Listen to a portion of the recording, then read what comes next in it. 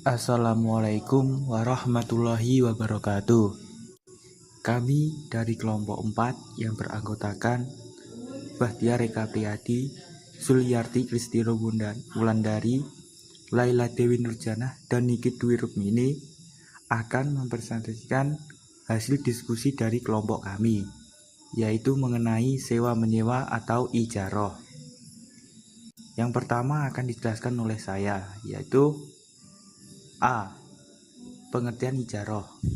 Menurut Syahid Sabik dalam fikih sunnah, al-ijaroh berasal dari kata al-ajru atau upah, yang berarti al-iwad atau ganti atau kompensasi. Menurut pengertian syarok, ijarah berarti akad pemindahan hak guna dari barang atau jasa yang diikuti oleh pembayaran upah atau biaya sewa tanpa disertai dengan perpindahan hak milik. Definisi fikih al-ijarah disebut guna atau manfaat atas suatu barang atau jasa dalam waktu tertentu melalui pembayaran sewa atau upah tanpa diikuti dengan pemindahan kepemilikan barang itu sendiri. Dengan demikian, ijarah itu adalah suatu bentuk muamalah yang melibatkan dua belah pihak, yaitu penyewa sebagai orang yang memberikan barang yang dapat dimanfaat kepada si penyewa untuk diambil manfaatnya dengan penggantian atau tukaran yang telah ditentukan oleh syarok tanpa diakhiri dengan kepemilikan. Yang kedua adalah landasan hukum ijarah. Dasar hukum atau landasan hukum ijarah adalah Al-Quran, Al-Hadis, dan Ijma'. Yang pertama adalah Al-Quran, yaitu terdapat pada Quran surat At-Tolak ayat 6. Yang kedua terdapat pada Quran surat Al-Qasas ayat 26. Yang kedua adalah Al-Hadis. Hadis riwayat Ibnu Majah dari Ibnu Umar, yaitu berikanlah upah pekerja sebelum keringatnya kering. Yang kedua, hadis riwayat dari Abu Ar-Razak dari Abu Hurairah dan Abu Sa'id Al-Khuduri. Nabi SAW bersabda, barang siapa mempekerjakan pekerja, beritahukanlah upahnya. Dan yang ketiga adalah hadis riwayat Ahmad, Abu Daud, dan Nasyai dari Sa'd bin Abi Waqqas menyebutkan, dahulu kita menyewa tanah dengan jalan membayar. Dengan hasil tanaman yang ditumbuh di sana, Rasulullah lalu melarang cara yang demikian dan memerintahkan kami agar membayarnya dengan uang emas atau perak. Yang ketiga adalah ijma'. Mengenai disyariatkannya ijarah, semua ulama bersepakat, tidak ada seorang ulama pun yang membantah kesepakatan ijma' ini. Sekalipun ada beberapa orang di antara mereka yang berbeda pendapat dalam tataran teknisnya. Ijarah atau sewa-menyewa merupakan salah satu aplikasi keterbatasan yang dibutuhkan manusia dalam kehidupan bermasyarakat. Bila dilihat uraian di atas, rasanya mustahil manusia bisa berkecukupan hidup tanpa berhijarah dengan manusia. Oleh karena itu, boleh dikatakan bahwa pada dasarnya ijarah itu adalah salah satu bentuk aktivitas antara dua belah pihak atau saling meringankan, serta termasuk salah satu bentuk tolong-menolong yang diajarkan agama. Dan materi selanjutnya akan dijelaskan oleh Suliarti. Saya Suliarti Kristiro Wulandari, NIM 230. Di sini saya akan melanjutkan penyampaian materi. Saya akan menyampaikan materi mengenai syarat dan rukun ijarah. Untuk rukun ijarah yang pertama yaitu dua orang yang berakad atau ahid disyaratkan telah balik dan berakal. Yang kedua, kedua belah pihak yang melakukan kontrak atau biasanya disebut mukjir dan mustajir harus memiliki kecakapan bertindak hukum, dalam hal ini orang yang telah berkompeten. Yang ketiga yaitu syigat. Syigat ijarah adalah berupa pernyataan dari kedua belah pihak yang berkontrak, baik secara verbal dengan cara penawaran dari pemilik aset dan penerimaan yang dinyatakan oleh penyewa. Yang ketiga yaitu ujroh atau upah. Upah yang dibayarkan penyewa sebagai kompensasi atau pembayaran manfaat yang dinikmatinya. Para ulama telah menetapkan syarat upah, yaitu yang pertama berupa harta tetap yang diketahui oleh kedua belah pihak. Yang kedua, tidak boleh sejenis dengan barang manfaat dari ijarah, seperti menyewa rumah dengan menempati rumah tersebut. Manfaat yang menjadi objek ijarah harus diketahui, sehingga tidak muncul perselisihan di kemudian hari.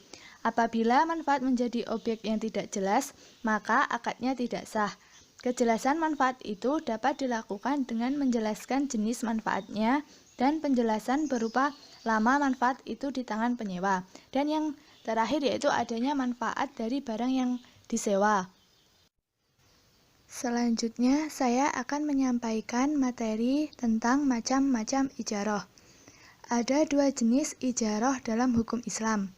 Yang pertama, ijarah yang berhubungan dengan sewa jasa, yaitu memperkerjakan jasa seseorang dengan upah sebagai imbalan jasa yang disewa. Yang kedua, ijarah yang berhubungan dengan sewa aset atau properti, yaitu memindahkan hak untuk memakai dari aset tertentu kepada orang lain dengan imbalan biaya sewa. Selanjutnya yaitu materi tentang ijarah muntahiyah bi'al tamlik. Menurut Undang-Undang Nomor 21 Tahun 2008 dan Peraturan Bank Indonesia, akad ijarah muntahiyah bitamlik adalah akad penyediaan dana dalam rangka memindahkan hak guna atau manfaat dari suatu barang atau jasa berdasarkan transaksi sewa dengan opsi pemindahan kepemilikan barang. Ijarah muntahiyah bitamlik adalah sejenis perpaduan antara kontrak jual beli dengan sewa. Lebih tepatnya, akad sewa yang diakhiri dengan kepemilikan barang di tangan si penyewa. Sifat pemindahan kepemilikan ini pula yang membedakan dengan ijarah biasa. Sekian presentasi dari saya. Untuk materi berikutnya akan disampaikan oleh pemateri berikutnya.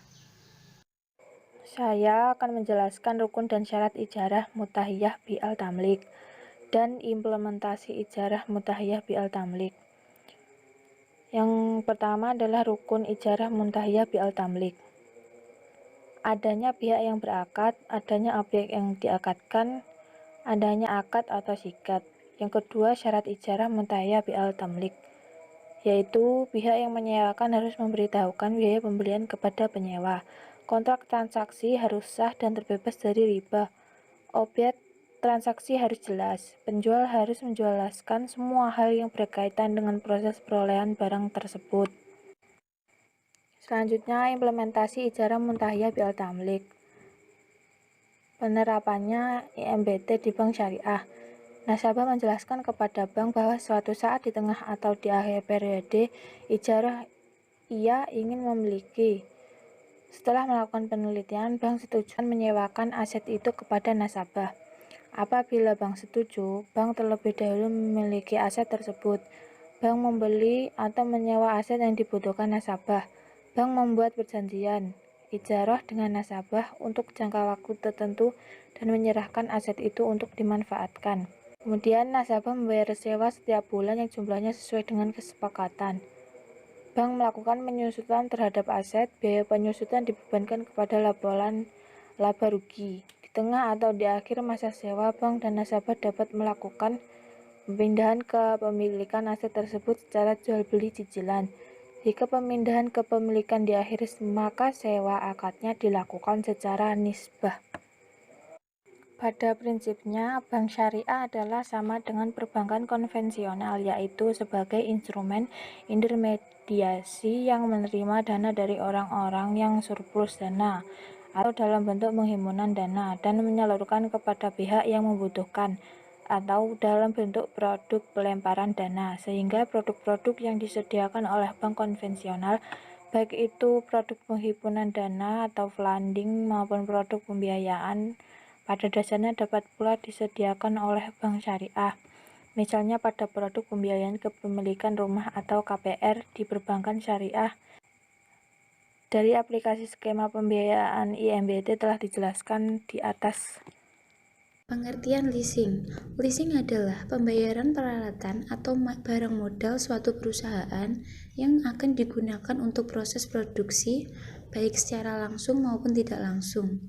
Maksud dari pembiayaan di sini adalah jika Anda membutuhkan barang modal untuk usaha atau produksi tertentu, misalnya mobil, dapat disewa atau dibeli secara kredit melalui leasing. Pihak leasing dapat membiayai keinginan Anda sesuai perjanjian yang disepakati antara kedua pihak. Leasing dapat diartikan juga sebagai kegiatan pembiayaan perusahaan dalam rangka menyediakan barang-barang modal yang tepat dapat digunakan dalam jangka waktu tertentu. Leasing dalam perspektif fikih. Jenis operating lease atau dalam istilah muamalah atau ijarah dibolehkan oleh syarat dengan dasar hukum Surat Al-Baqarah 233 yang artinya, dan jika kamu ingin anakmu disusukan oleh orang lain, maka tidak ada dosa bagimu apabila kamu memberikan pembayaran menurut yang patut. Bertakwalah kamu kepada Allah dan ketahuilah bahwa Allah Maha melihat apa yang kamu kerjakan. Surat Al-Baqarah ayat 233. Yang menjadi dalil dari ayat tersebut adalah ungkapan apabila kamu memberikan bayaran yang patut. Ungkapan tersebut menunjukkan adanya jasa yang diberikan berkat kewajiban membayar upah atau fee secara patut. Dalam hal ini termasuk di dalamnya jasa penyewaan atau leasing. Hadis terjemah diriwayatkan dari Ibnu Abbas bahwa Rasulullah SAW bersabda, "Berbekamlah kamu, kemudian berilah olehmu upahnya kepada tukang bekam itu." Bukhari Muslim. Ijma, pakar-pakar keilmuan dan kecendekiawan sepanjang sejarah di seluruh negeri telah sepakat akan legitimasi ijarah. Mughni Ibnu Qudamah. Adapun mengenai jenis financial leasing, terdapat beberapa fakta yang menunjukkan keharaman transaksi ini, yaitu yang pertama, dalam leasing terdapat penggabungan dua akad, yaitu sewa-menyewa dan jual-membeli, menjadi satu akad yang disebut akad leasing. Padahal syarat telah melarang menggabungkan akad menjadi satu akad. Ibnu Mas'ud terjemah, Nabi SAW melarang dua kesepakatan dalam satu kesepakatan atau saftahin fi safhatin wahidah. Ahmad Al-Musnad 3398. Menurut Imam Taqiyuddin An-Nabhani, hadis ini melarang adanya dua akad dalam satu akad. Misalnya menggabungkan dua akad jual beli menjadi satu akad, atau akad jual beli digabung dengan akad ijarah. Al-Syakhiyah Al-Islamiyah 308. Yang kedua, dalam akad leasing biasanya terdapat bunga, maka harga sewa yang dibayar per bulan oleh lease bisa jadi dengan jumlah tetap atau tanpa bunga. Namun, bisa jadi harga sewanya berubah-ubah sesuai dengan suku bunga pinjaman.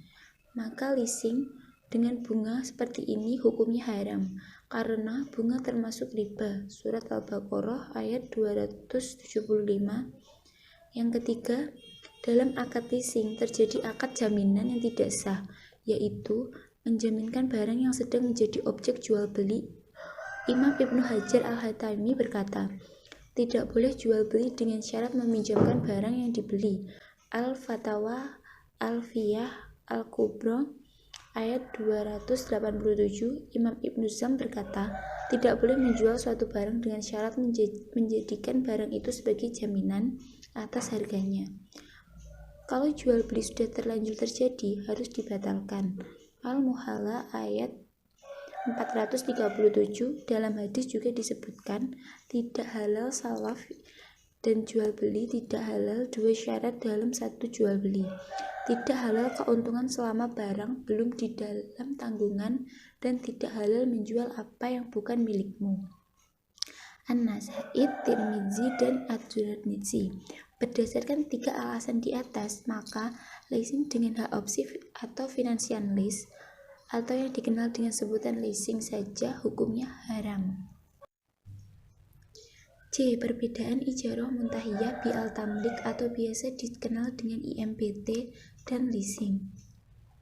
Objek atau aset IMBT. Yang pertama aset selama masa sewa menjadi milik bank atau muajir. Kedua, bank atau muajir tetap menjadi milik aset setelah masa sewa berakhir jika nasabah tidak bersedia membuat akad permindahan kepemilikan atau dengan jual beli atau hibah.